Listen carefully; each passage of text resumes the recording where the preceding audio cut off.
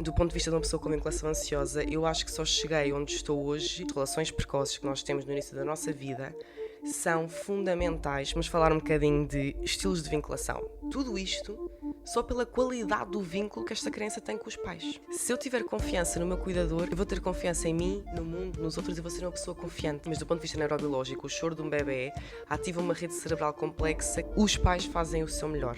Ameaçar acabar a relação para ver se a pessoa se importava. A parte de mim que me fez agir daquela forma foi uma parte que só me queria proteger. Sejam bem-vindos ao Fala Mafalda, um podcast sobre o que pensamos, sentimos e às vezes não conseguimos dizer. O meu nome é Mafalda Gomes e bora lá começar a falar. Então, vamos ao primeiro episódio oficial deste meu podcast. Eu peço desde já desculpa pela minha voz, porque eu estou literalmente constipada desde dia 2 de janeiro. Não é aquela gripe, não é a gripe A que toda a gente está a apanhar, é uma constipação chata, sabem? É do género, eu estou desde dia 2 com o nariz entupido e com tosse. Agora estou um bocadinho melhor, mas a minha voz ainda está meio estranha. Portanto, passando isto à frente, este primeiro episódio é sobre a teoria da vinculação. Eu partilhei um bocadinho no Instagram, disse só sobre o que é que ia ser e obviamente que eu acho que quem me acompanha sabe o quanto eu adoro este tema. Teoria da vinculação é tudo. E portanto este vai ser se calhar um primeiro episódio um bocadinho mais longo, porque esta teoria tem muito que se lhe diga. E aquilo que eu vou falar muito neste podcast ao longo do tempo, seja sobre relacionamentos, a vinculação ansiosa e etc., que é no fundo aquilo que eu também gosto mais de falar, eu acho que precisa muito deste enquadramento teórico sobre esta teoria. Portanto, não sei se isto vai ser um episódio um bocadinho mais cansativo do ponto de vista de conhecimento e informação que eu vou estar a transmitir, mas eu acho que é importante, porque do ponto de vista de uma pessoa com vinculação ansiosa, eu acho que só cheguei onde estou hoje por ter este conhecimento todo e por perceber mesmo de onde é que as coisas vêm. Portanto, sem mais demoras, vamos começar. Eu tenho, obviamente, notas, porque falar sobre este tema não é fácil. Eu não sei porquê, eu estou nervosa. Eu estou-me a sentir nervosa. Parece que estou a fazer uma apresentação oral, sabem? E que estou a ser avaliada. Ok, vamos acalmar. Literalmente estas notas, eu tenho aqui imensa coisa que eu tirei da minha tese, porque a minha tese, ok, não era só sobre a teoria da vinculação, mas era sobre a interação e a relação entre uma mãe e um bebê, e portanto tudo isto tem a ver com a teoria da vinculação. Portanto, vamos começar então aqui por perceber o que é esta teoria. E uma coisa que eu digo muitas vezes sobre esta teoria é que eu nem lhe gosto de chamar de teoria, porque teoria parece que é algo tão abstrato que quase nem é real. Não é? Sei lá, dizer teoria de não sei o quê, parece que é só uma coisa abstrata e que não existe na realidade e que não há evidências científicas, mas há. Vou entrar por aí. Portanto, esta teoria foi desenvolvida em 1960 por um psiquiatra britânico chamado John Bowlby. Se este homem estivesse vivo, eu dava-lhe um beijo na boca, porque isto para mim, do ponto de vista da psicologia, do desenvolvimento da criança e a psicologia no geral, enfim, chef's kiss, a teoria da vinculação. Pronto, esta teoria explora uma das necessidades mais fundamentais do ser humano. E neste caso de todos os seres vivos, que é efetivamente garantir a proteção e a sobrevivência da espécie. É muito à base disto. A teoria da vinculação tem aqui esta premissa de que nós somos programados para a vinculação, para a ligação, e é isto que, enquanto espécie, nos permite sobreviver. Portanto, Bowlby fez a sua formação académica toda e, quando acabou então os estudos, foi trabalhar para uma casa de acolhimento, digamos assim, para rapazes que eram considerados desajustados. E o que ele percebeu foi que, casos de acolhimento, portanto, aqui crianças que tinham esta privação dos cuidados parentais, não é? Portanto, que não tinham efetivamente aqui as figuras cuidadoras presentes. E ele percebeu que, basicamente, havia padrões de resposta à separação materna. Por um lado, havia crianças que demonstravam um distanciamento e que se isolavam mais, e outras que procuravam aqui uma hiperproximidade com ele próprio, com o Bowlby. Portanto, ele reparou nestes dois padrões, e isto, se calhar, quem já percebe um bocadinho da teoria da vinculação sabe que isto é, pronto, a vinculação ansiosa e a vinculação evitante, e ele efetivamente reparou nisto. E, portanto, o que ele postulou foi que estes padrões de comportamento também eram reconhecidos em adultos com dificuldades emocionais. Por um lado, uns que se apresentavam como dependentes e exigentes, lá está a vinculação ansiosa, e outros com dificuldades em estabelecer ligações emocionais com outros evitantes. E, portanto, com base nestas observações, o Bowlby disse então que os relacionamentos precoces, os relacionamentos que nós temos no início da vida, têm um impacto significativo, peço desculpa, no desenvolvimento posterior da personalidade e até de problemas de saúde mental. E isto, efetivamente, é o mais importante a saber sobre a teoria da vinculação. É isto, os primeiros relacionamentos, as relações precoces que nós temos no início da nossa vida, são fundamentais para a forma como uma criança uma criança se desenvolve depois ao longo da sua vida. E, portanto, no fundo, a teoria da vinculação descreve o vínculo afetivo, que se chama relação de vinculação, entre uma criança e o seu cuidador principal. E a este cuidador chama-se figura de vinculação. No fundo é isto. Por sua vez, esta relação de vinculação desenvolve-se sobretudo ao longo dos primeiros 18 meses de vida de uma criança. Portanto, aquela ideia que existe um bocadinho de que os bebés não se lembram, ou podemos fazer isto porque não se vai lembrar, etc, etc, etc, não é verdade.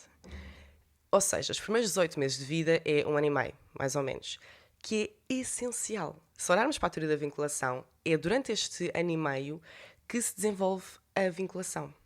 E, por sua vez, a qualidade da vinculação é um fator crucial para o desenvolvimento ajustado da criança, para um desenvolvimento saudável, digamos assim. E pronto, de acordo com esta teoria, os bebés nascem com uma predisposição inata para dirigir comportamentos de vinculação a figuras humanas, e os comportamentos de vinculação são então o chorar, o olhar, o agarrar, o esticar os bracinhos, portanto, todos os comportamentos que as crianças têm, que isso é a única forma das crianças comunicarem.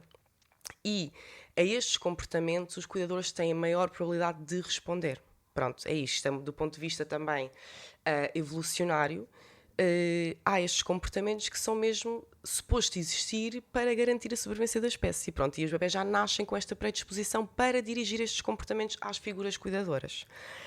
Portanto, agora aqui uma coisa também importante de explorar, que é a teoria da vinculação propõe 2 sistemas-chave, que é o sistema de exploração e o sistema de vinculação, obviamente.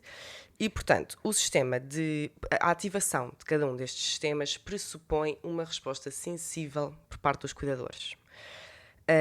E isto, eu já vou entrar um bocadinho nesta parte da sensibilidade, porque também foi muito a minha tese, mas pronto. O sistema de vinculação é ativado quando a criança percepciona uma ameaça real ou não, percepciona uma ameaça real ou um perigo e manifesta então os comportamentos de vinculação. O chorar, o esticar os bracinhos, o dirigir-se até à mãe, etc. E a manifestação destes comportamentos visa satisfazer as necessidades emocionais da criança, através do conforto e da proteção que a figura de vinculação proporciona. Pronto, no fundo a criança, por exemplo, está a brincar e magoa-se, vai até à mãe para se regular e para satisfazer as suas necessidades emocionais de conforto e de proteção, e a mãe, então, se responder de forma sensível, a criança consegue ficar regulada e consegue regressar à brincadeira. E isto agora é importante, porque depois, então, quando esta necessidade emocional está satisfeita, ativa-se o sistema de exploração, que é, no fundo, o sistema de brincadeira. Ou seja, quando a criança está desregulada, procura a mãe e fica regulada, volta à brincadeira. Isto é um ciclo. Pronto, é isto. Este exemplo é bom. A criança cai, magoa-se, vai à mãe, a mãe consegue responder e consegue ajudar a criança a regular-se, a criança volta à brincadeira. E é isto. Se nós pensarmos bem na vida de uma criança ou de um bebê, é isto que acontece. O bebê chora, a mãe vai, ou o pai, ou o cuidador que for, o bebê acalma-se e continua. É simples. Claro que há aqui outras coisas também, eu estou a simplificar ao máximo toda esta teoria que não é nada simples. Aliás, eu tive imensa dificuldade em descrever esta teoria na minha tese, porque há tanta coisa, e eu no enquadramento teórico tinha de quase fazer assim um resumozão da teoria da vinculação, porque efetivamente há aqui muitos pormenores interessantes. Mas pronto, é isto, basicamente. E nestes momentos, uma coisa importante, depois estão a ver, é que eu esqueço-me das coisas. Uma coisa importante, quando, portanto, o sistema de vinculação é ativado e a criança procura a figura cuidadora para conforto, proteção, etc., é esperado que o cuidador haja como uma base Enganei-me! Como um porto seguro. Pronto. O porto seguro é o que o nome indica, não é? A criança saber que pode contar com o cuidador e ali é um porto seguro em que eu posso recorrer para me regular, para me acalmar. Pronto. Este nome é importante, porto seguro. Já no sistema de exploração, quando a criança está a brincar, é esperado que o cuidador haja como base segura para a exploração. Ou seja, a criança deve sentir-se encorajada a explorar e a brincar, sabendo que tem ali o cuidador disponível, caso precise de alguma coisa. Pronto. Então agora sim, vamos falar um bocadinho de estilos de vinculação. Porque até aqui, tudo isto eram muitas propostas teóricas do Bowlby que eu mencionei. E foi mais tarde uma psicóloga, que é a Mary Ainsworth, beijo na boca para ela também, porque obrigada por teres feito isto, que ela foi efetivamente muito importante para a aceitação desta teoria, destas ideias todas teóricas de Bowlby. Portanto, esta psicóloga, a Mary Ainsworth, desenvolveu um procedimento laboratorial para avaliar a qualidade da vinculação. É um procedimento que se chama situação estranha, que eu não vou entrar assim também em muito detalhe, mas no fundo foi concebido para observar os padrões de vinculação entre a criança e o cuidador, através da introdução de estímulos stressores. Portanto, há aqui uma série de episódios neste procedimento laboratorial e é suposto que certos estímulos desencadeiem os comportamentos de vinculação e que desencadeiem aqui a ativação do sistema de vinculação. E um dos mais importantes é efetivamente um episódio em que o cuidador se ausenta e a criança fica sozinha. E, portanto, quando a criança regressa, esta parte é muito importante para determinar a qualidade da vinculação, porque observa-se, no fundo, estima-se o grau de confiança da criança no cuidador, com base no seu comportamento e no tempo necessário para restabelecer o equilíbrio entre a exploração do ambiente e a procura pelo cuidador. Pronto. Não sei se isto está a ser confuso ou não. Eu também me estou um bocado a perder porque estou a olhar aqui para os apontamentos. Eu acho que às vezes mais vale nem ter apontamentos. Mas pronto. E foi através deste procedimento que se conseguiu identificar então os estilos de vinculação, que hoje em dia se fala muito, os estilos de vinculação, o seguro, o evitante, pronto. E efetivamente os estilos de vinculação identificados foram seguro, o inseguro evitante e o inseguro ambivalente, que é o ambivalente é o conhecido como a vinculação ansiosa, porque no inglês diz anxious attachment, mas no português traduz para ambivalente. Mais tarde é que foi proposta uma quarta classificação, que é a vinculação desorganizada. E isto aqui, no fundo, são as crianças que têm comportamentos desorganizados mesmo, ou seja, não se enquadravam em nenhum dos comportamentos dos estilos, daqueles três estilos, do inseguro, do seguro, do evitante e do ansioso, e, portanto, criou-se aqui esta quarta classificação. Portanto, agora vou fazer uma descrição breve destes diferentes estilos de vinculação nas crianças. Eu não estou ainda a falar na idade adulta, estou a falar nas crianças. Portanto, as crianças com uma vinculação segura são as crianças que consideram a figura de vinculação como uma base segura, como eu disse há pouco, à qual recorrem para proteção e conforto em momentos de stress, em momentos de sofrimento, em momentos em que estão a precisar da regulação emocional. Isto é a vinculação segura, ou seja, aquilo que eu descrevi, daquele, que é o que se chama o círculo de segurança, que é a criança tem ali um fator que desencadeia e que ativa o sistema de vinculação, que pode ser caiu, ou vê uma pessoa estranha, ou a mãe ausentou-se, o que quer que seja que desencadeie estes comportamentos de vinculação. Portanto, a criança, acontece isso, o sistema de vinculação ativa, procura o cuidador dá o conforto e proteção necessária, a criança fica regulada e volta à exploração, volta à brincadeira. Isto é o círculo de segurança e isto é a descrição de uma criança com uma vinculação segura. Depois temos o inseguro evitante, eu vou só dizer evitante daqui para a frente porque não vale a pena dizer o inseguro à frente, que são as crianças que demonstram um maior foco na exploração do ambiente e procuram pouca ou nenhuma proximidade com o cuidador numa situação estressante ou de sofrimento. Portanto, as crianças, eu até lembro de ver vídeos sobre isto na licenciatura. A vinculação evitante é muito, neste caso, a situação estranha. Quando a mãe regressa, a criança de facto não procura a mãe. Não procura, a criança fica a explorar o ambiente, mas de forma, ou seja, não está numa exploração ativa, porque ela não está regulada.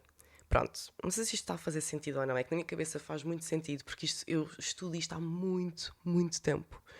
Mas pronto, no fundo é isto, o evitante não procura, a criança com vinculação evitante não procura a proximidade com o cuidador. Arranja aqui outra estratégia para lidar com o stress imposto pela situação.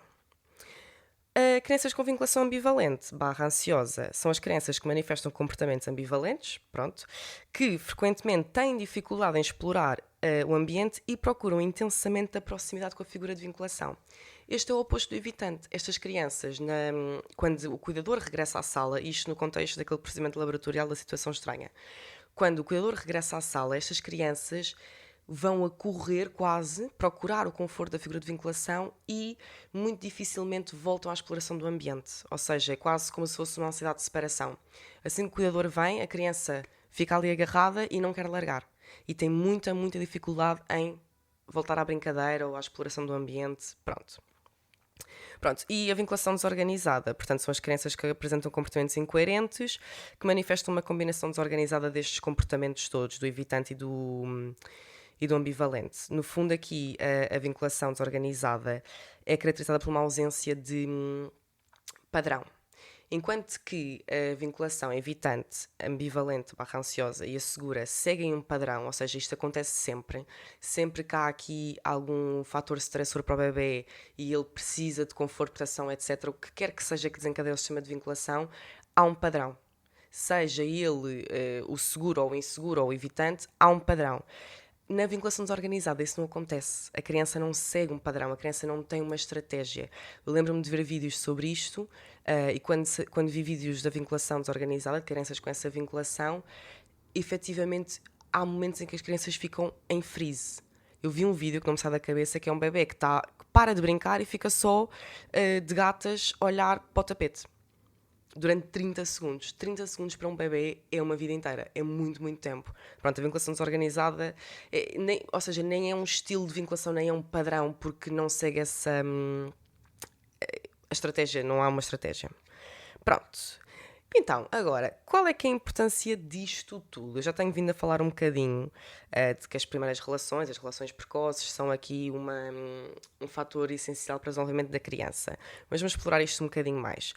Portanto, esta teoria dá-nos aqui uma base fundamental para compreender o impacto que estas primeiras relações têm nas estruturas que a criança desenvolve ao longo da vida para construir a sua visão do mundo, de si própria e dos outros. Ai, bati aqui. E isto parece quase... nem sei bem dizer, mas efetivamente sim. As primeiras relações definem a forma como nós nos vemos a nós próprios, vemos os outros e vemos o mundo. Isto parece tipo, uau, como assim? Só tipo a relação com a minha mãe e com o meu pai? Sim. E isto é tão complexo. Eu acho que, ou seja, eu não vou conseguir explicar tudo neste episódio. Eu acho que ao longo dos episódios que eu vou fazendo eu vou dizendo coisas que, claro, hoje não vou dizer porque há mesmo muita coisa. Mas, por exemplo, aquela coisa simples que eu expliquei do círculo de segurança, da criança magoar-se, não sei o quê, da mãe dar o conforto. Quando, por exemplo, o cuidador não é capaz de dar o conforto necessário à criança, aquela criança não está a desenvolver um sentimento de segurança. Seja nela própria, seja no cuidador e seja tipo no mundo. Estão a perceber? É difícil de explicar, mas eu vou voltar aqui aos meus apontamentos para não me perder, porque, oh meu Deus. Há investigação que sugere que as crianças que estabelecem uma vinculação segura com pelo menos uma das figuras de vinculação tendem a evidenciar melhores resultados do ponto de vista desenvolvimental. E por outro lado, a insegurança na vinculação, portanto a vinculação evitante e ansiosa, está associada a diversos problemas, nomeadamente ansiedade, por exemplo. E agora, mais especificamente, crianças classificadas como seguras, do ponto de vista da vinculação, tendem a desenvolver representações internas mais positivas acerca de si e dos outros. Pronto. Estas crianças estabelecem relações mais positivas com os pares e com os adultos, demonstram maiores níveis de resiliência e tendem a envolver-se em brincadeiras mais complexas. Só pela vinculação. Tudo isto só pela qualidade do vínculo que esta criança tem com os pais. Evidenciam maior atenção e participação nas atividades escolares e obtêm melhores resultados académicos. Na adolescência, reportam relações interpessoais mais satisfatórias, maior confiança nos outros e uma visão mais positiva de si própria. E uma capacidade mais adaptativa para lidar com situações de stress. Mas tudo isto só pela relação que eu tinha com a minha mãe? Sim. E isto é uma vinculação segura. No futuro, faz toda a diferença. Se eu tiver confiança no meu cuidador, eu vou ter em bebê, eu vou ter confiança em mim, no mundo, nos outros, e vou ser uma pessoa confiante, eu vou ter autoestima. É verdade, meus amigos. Não quer dizer, atenção, não quer dizer que quem não tem uma vinculação segura seja completamente avariado, nunca. Há aqui uma coisa que é importante também de mencionar e de refletir, que é, não há vinculações boas nem más. Cada vinculação surge consoante, adaptado ao contexto e a resposta ao mesmo. Eu, pessoalmente, se tenho uma vinculação ansiosa, foi porque naquele momento da minha vida teve de ser. Foi a estratégia que eu encontrei para sobreviver. foi adaptativo, foi assim que foi. Portanto, não há vinculações boas nem más. Agora, claro que do ponto de vista desenvolvimental e longitudinal da vida de uma pessoa, a vinculação segura é aquela que tem melhores resultados. Portanto, vou ler agora um bocadinho sobre a vinculação evitante. Crianças com estilo de vinculação evitante tendem a adotar estratégias de autorregulação emocional menos eficazes em contextos de stress, como eu disse, ou seja, são as crianças que não procuram o apoio junto do cuidador, portanto têm de se aprender a autorregular sozinhas e uma criança não consegue fazer isso, ou seja, as capacidades de autorregulação de uma criança são muito imaturas, por isso é que eles dependem dos adultos. São crianças que revelam maior resistência em procurar apoio junto de outras pessoas, pronto, uma vez que as percepcionam como pouco confiáveis e propensas ao afastamento ou rejeição. Exatamente. E veem os outros como incapazes de oferecer proximidade e conforto emocional, levando a sentimentos persistentes de isolamento. Isto já vai um bocadinho para também, tipo, a vida inteira, não é? Na adolescência mantêm esse padrão e utilizam estratégias de distanciamento emocional como forma de minimizar o impacto do stress. Isto é o resumo do evitante. O evitante afasta-se. Vai tudo para dentro, não consegue falar sobre as coisas e quando há aqui alguma coisa estressante, um sofrimento, alguma coisa, distanciamento, isolamento.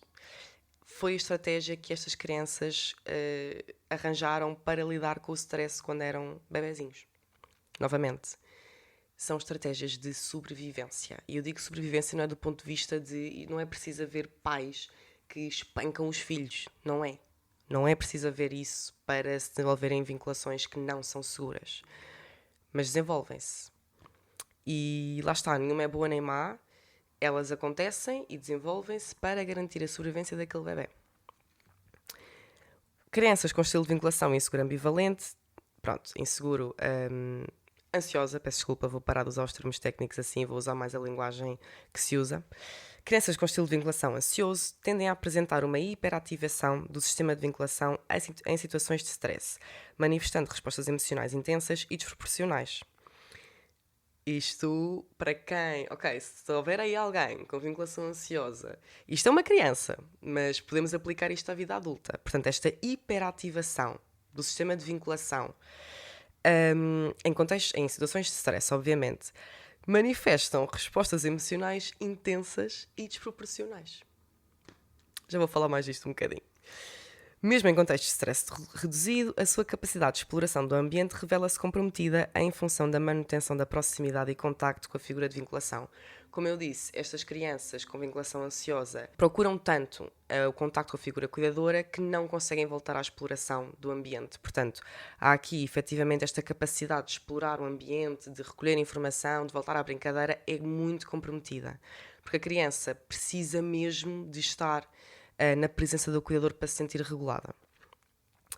Mas estas crianças frequentemente evidenciam níveis baixos de autoconfiança, tornando-se reticentes em contextos desconhecidos, o que pode favorecer o isolamento social face ao grupo de pares. Ainda podem apresentar-se como reativas, impulsivas, irrequietas e facilmente frustradas, podendo manifestar mais frequentemente problemas de internalização, que é, por exemplo, a ansiedade. Na adolescência, este estilo de vinculação encontra-se associado a perturbações de ansiedade, sintomas depressivos e perturbação borderline da personalidade. Exatamente. Isto não quer dizer que toda a gente tem uma vinculação ansiosa vai ter borderline ou vai ter ansiedade. Não quer. Nada destas coisas são definitivas. Nada na psicologia, não há uma causa e efeito. Isto são probabilidades. Há estudos que se fazem, há aqui uma associação entre a vinculação ansiosa e a perturbação borderline. Não quer dizer que todas as pessoas com vinculação ansiosa tenham perturbação borderline. Eu não tenho, por exemplo. Mas tenho problemas de ansiedade.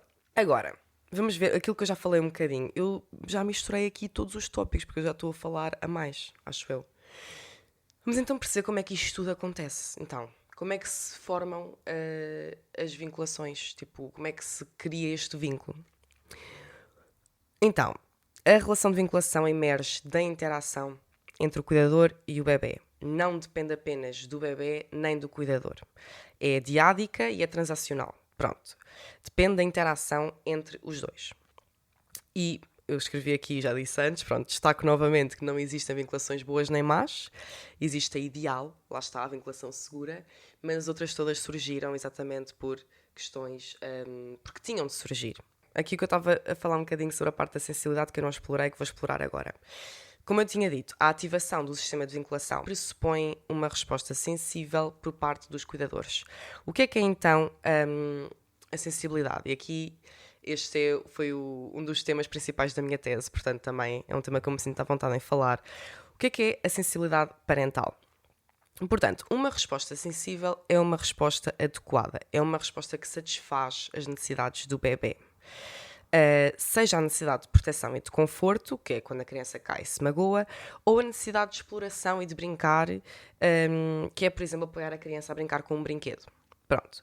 E a sensibilidade, no fundo, diz respeito à capacidade do cuidador para responder de forma pronta, ou seja, de forma rápida, de forma contingente ao acontecimento, portanto, de forma pronta e adequada às necessidades do bebê. E a necessidade, lá está, é o que eu estava a dizer, podem ser qualquer uma, pode ser o meu bebê está a chorar, eu tenho de responder ao choro. O meu bebê mostrou-me uma peça de Lego, eu vou responder a isso, eu vou incentivar ele a brincar com a peça de Lego, pronto. Sensibilidade é um conceito difícil, aliás, eu agora estou a participar num projeto de investigação com a minha orientadora, que já não é orientadora porque já acabei a tese, em que a minha função é avaliar sensibilidade materna. Eu estou a ver vídeos e estou a avaliar esta capacidade das mães para responder de forma sensível às necessidades do bebê. E há muitos pormenores, ou seja, basta o bebê, por exemplo, um sinal de um bebê é um bebê olhar para a mãe. Por exemplo, isto é um sinal muito subtil, mas é um sinal. E depois é a ver como é que a mãe responde a isso. A mãe se calhar olha também e sorri. E claro que há os sinais mais óbvios, que é o choro, não é? O choro, do ponto de vista neurobiológico, é um sinal muito difícil de ignorar. Porque eu escrevi isto também na minha tese, agora não escrevi aqui, por isso não quer dizer baboseira. Mas do ponto de vista neurobiológico, o choro de um bebê ativa uma rede cerebral complexa que favorece a atenção rápida e imediata para aquela situação. Portanto, há aqui também uma questão evolucionária do choro, não é? O choro tem ali um certo a nível dos decibéis e etc. Portanto, é mesmo para favorecer a atenção, e isto vê-se até nos outros animais, não é? Nos outros seres vivos. É muito difícil, qualquer animal não ignora o choro de uma cria. Ok, mas então como é que acontecem as vinculações, por exemplo, a evitante e a ansiosa? E vou-vos dizer uma coisa que a minha professora, que foi a minha orientadora, a minha professora me disse que é... Portanto, uma vinculação ambivalente... Desculpem, eu escrevi isto no termo técnico.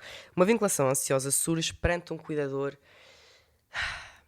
inconsistentemente sensível. Ou seja, um cuidador que é sensível, mas de forma inconsistente. Um cuidador que responde de forma sensível, às vezes. Por isso é que a vinculação se chama ambivalente. Estão a perceber? Há uma ambivalência na resposta do cuidador. E, portanto, aqui, lá está, a resposta sensível é esta questão que eu expliquei da sensibilidade, que é responder às necessidades emocionais do bebê.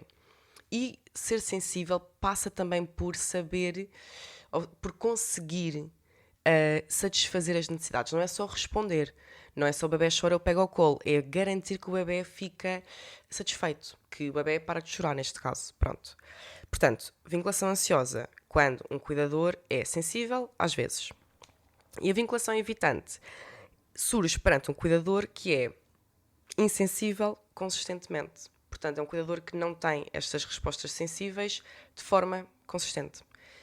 Enquanto que o ansioso às vezes é sensível, este nunca é sensível. Pronto. E esta conversa sobre a vinculação é muito difícil de ter, porque quase que parece que estamos a atribuir culpa aos pais. E não é de todo o objetivo. Eu acho que quando eu comecei a explorar muito este tema da vinculação e a perceber que eu tinha uma vinculação ansiosa, eu comecei a pensar na minha infância, não é? Logicamente, acho que qualquer pessoa pensaria.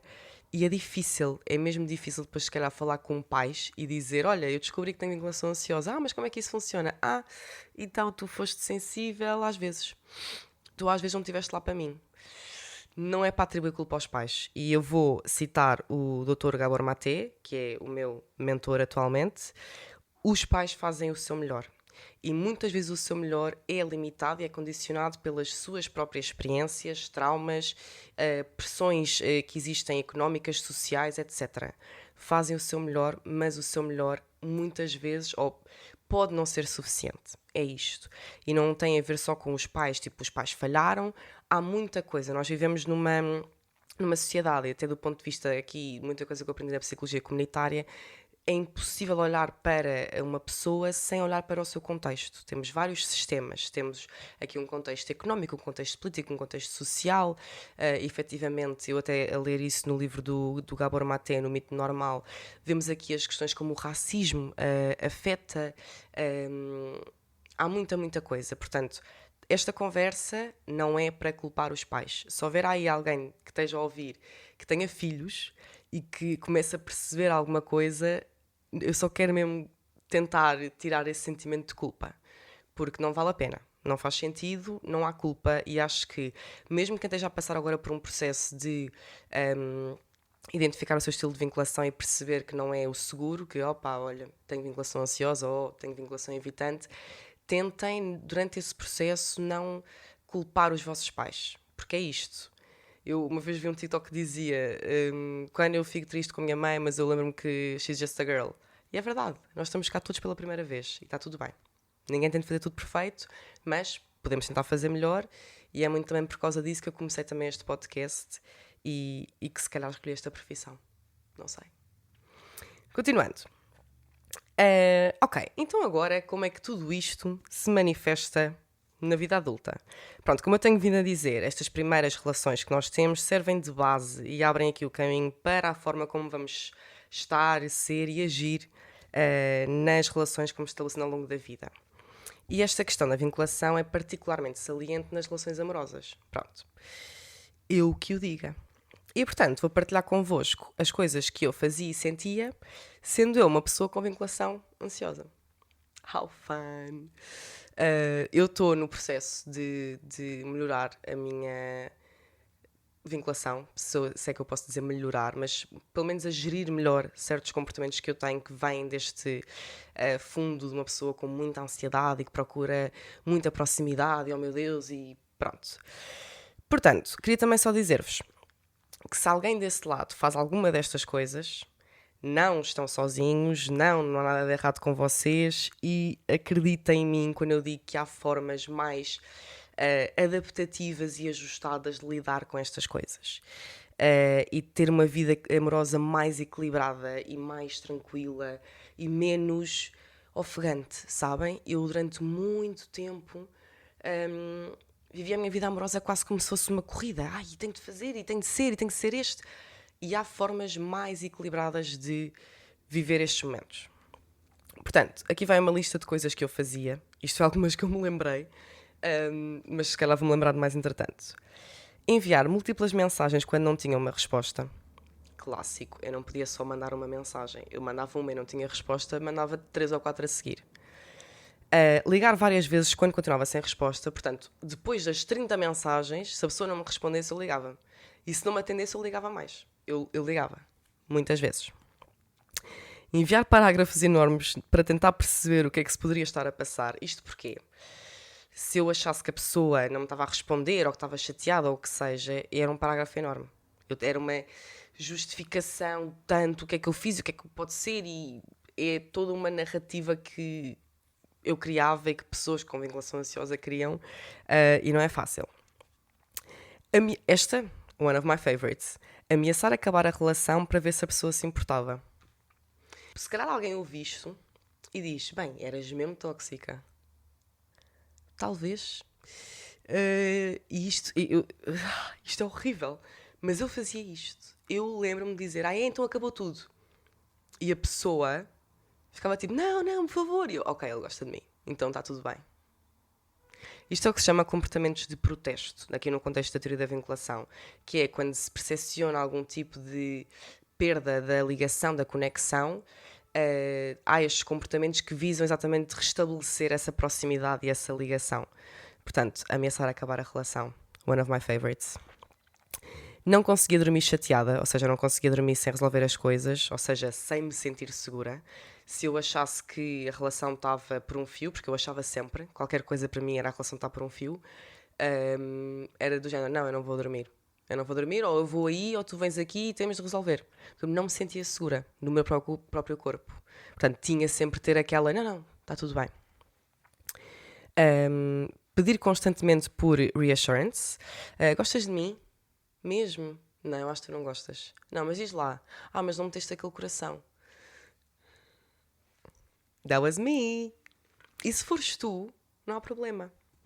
É por isso que cá estamos. Insistir para estar com a pessoa, mesmo quando ele não podia, ele dizia-me mesmo, eles, vários, que isto já me aconteceu. Não, mas hoje não posso. E eu, não, mas é hoje e tem de ser, né? Eu insistia mesmo. Mudar os meus planos todos para estar com a pessoa, exatamente, eu mudava todos os meus planos. Imaginem, eu tinha um jantar na sexta-feira, mas ele só podia na sexta-feira. Então eu dizia, não, então olhem meninas, vamos jantar antes do sábado que eu estar com ele na sexta. Isto era o que eu fazia. E porquê? Porque eu não sabia quando é que ia ser a última vez que eu ia estar com aquela pessoa. Ou seja, o desconforto de estar distante era insuportável para mim. Eu só me sentia segura quando estava com aquela pessoa. Aquelas. Eu estou a dizer, isto não é uma pessoa. Isto foi um padrão na minha vida. Pronto. Ver 1500 vezes, isto é claro que é um exagero, mas ver muitas vezes por dia se a pessoa já me tinha respondido. Estão a ver aquela constante de mandar a mensagem, depois tipo, qualquer notificação é tipo, não é ele. Não é ele. Exatamente. É difícil. Meter um story só para ver se a pessoa tinha visto e estava online. Exato. Não me respondes, então olha, eu ver um story e ver se estás aqui a ver, para ver se estava online. E depois, quando a pessoa via o story e não me respondia, eu entrava em paranoia. O que é que eu fiz? Ele já não gosta de mim, já perdeu o interesse. E era esta história toda. Tão divertido, não é? Tão divertido. Ok, então, isto também é difícil de falar, mas eu tenho mesmo zero medo de admitir isto. Porque, embora eu sinta alguma vergonha por certos comportamentos que eu já tive, mesmo vergonha de, sei lá, pensar que eu fiz alguns rapazes passar por certas coisas, não é muito bom. Eu sinto alguma vergonha, mas eu não tenho problema em admitir porque eu fiz as pazes com o facto de que a parte de mim que me fez agir daquela forma foi uma parte que só me queria proteger. Isto vem tudo, todos estes comportamentos, os comportamentos de protesto, querer manter a relação, querer saber, por favor diz-me, responde-me, liga-me, tudo isto vem de um sistema nervoso que está desregulado e de um sistema nervoso que acredita que está em perigo. Pronto. E aqui a questão é, a base da vinculação ansiosa é o medo do abandono. Ok, houve aqui um corte porque eu fiquei sem bateria na câmara, mas vamos voltar. Portanto, eu estava a dizer, já não sei. Ok, a vinculação ansiosa está muito assente aqui nesta questão do medo do abandono, do medo da rejeição. E, portanto, todos estes comportamentos são comportamentos que surgem, os comportamentos de protesto que surgem quando se percepciona aqui alguma perda da proximidade, a perda da ligação. E aqui a palavra e o conceito de percepção é muito importante. Porquê? Porque a grande maioria das vezes a pessoa não está a afastar-se na realidade. Não é? Quando a pessoa não responde, não quer dizer que se esteja a afastar. E, portanto, nós é que interpretamos, nós, vinculação ansiosa, é que interpretamos a falta de um emoji, ou uma mensagem sem um ponto de exclamação, ou hoje não me dá jeito, podemos combinar amanhã, como uma rejeição pessoal. Nós é que estamos a escrever esta história. Quando há aqui alguma coisa que nos faz questionar, ok, mas será que, o que é que isto quer dizer? Porquê é que ele não quer estar comigo hoje e só quer estar amanhã? Porquê é que ele hoje já não pode? Nós é que preenchemos os espaços em branco. E uma coisa que eu aprendi, que eu depois vou falar mais disto à frente, é questionar. Questionar a pessoa. Que é, se eu estou a interpretar isto, será que isto é verdade? Eu vou perguntar. E não é um perguntar de um ponto de vista de dizer, oh meu Deus, diz-me. Olha, estou a interpretar, com a percepção de que alguma coisa mudou. Estou certa? Alguma coisa aconteceu? É difícil, mas dá para chegar lá.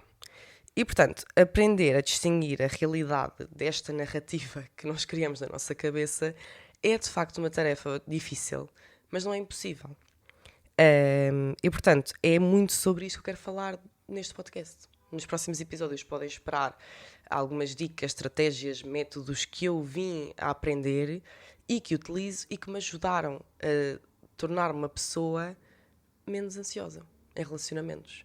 Não vou dizer que me estou a aproximar de uma pessoa com vinculação segura, acho que nunca vou ter uma vinculação segura, mas dá para, como eu disse no início, viver uma vida amorosa mais equilibrada. Dá.